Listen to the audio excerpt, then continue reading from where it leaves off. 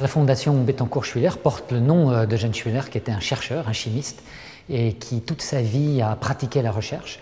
Et du coup, sa fille et sa petite-fille sont vraiment passionnées par la recherche scientifique pour améliorer la santé humaine. Et notre fondation investit en fonctionnement, en investissement auprès d'instituts et de chercheurs qui sont des chercheurs publics, pas dans le but de gagner de l'argent, mais dans le but de produire des savoirs, de partager ces savoirs et d'améliorer la situation de nos concitoyens.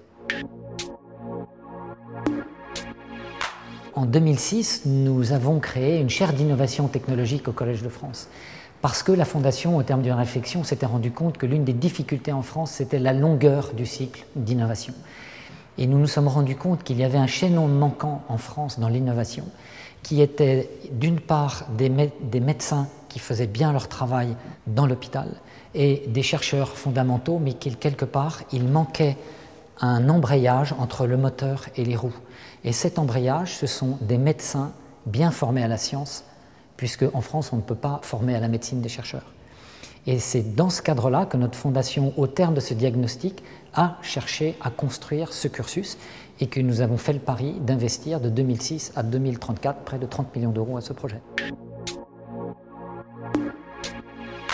Alors en 1945, les États-Unis ont créé petit à petit un réseau de 45 cursus médecine-sciences, les MD, PhD.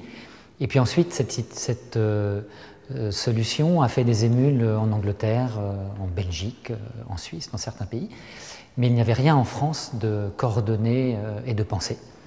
Depuis la création de l'école de l'INSERM, un certain nombre de grandes universités françaises ont créé de tels cursus. Et donc c'est la joie de l'INSERM d'avoir su ouvrir la voie.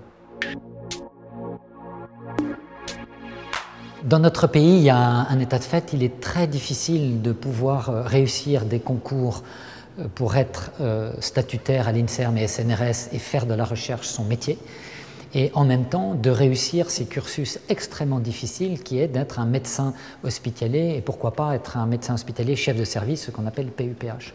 Et donc il y a une contradiction organisée entre ces deux carrières. Et c'est notre ambition de permettre à un plus grand nombre de personnes de pouvoir, peut-être environ 25 par an, arriver à terme à mener ces deux carrières pour être à la fois d'excellents chercheurs et d'excellents médecins hospitaliers chefs de service. Et pour cela, il y a besoin de moyens financiers, il y a besoin de temps, il y a besoin de formation, et c'est ce que le cursus essaye d'offrir.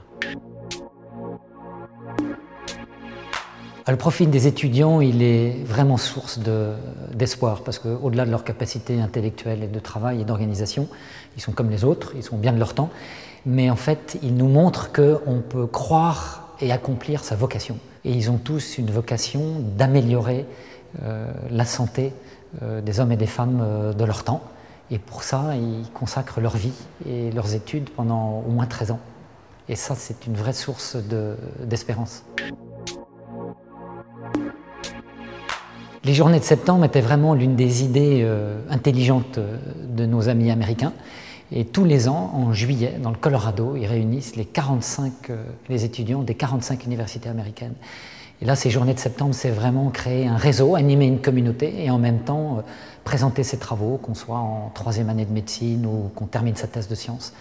Et donc chacun, à chaque niveau, est obligé de se remettre en question et en même temps, les plus âgés peuvent peut-être découvrir des choses des travaux des plus jeunes.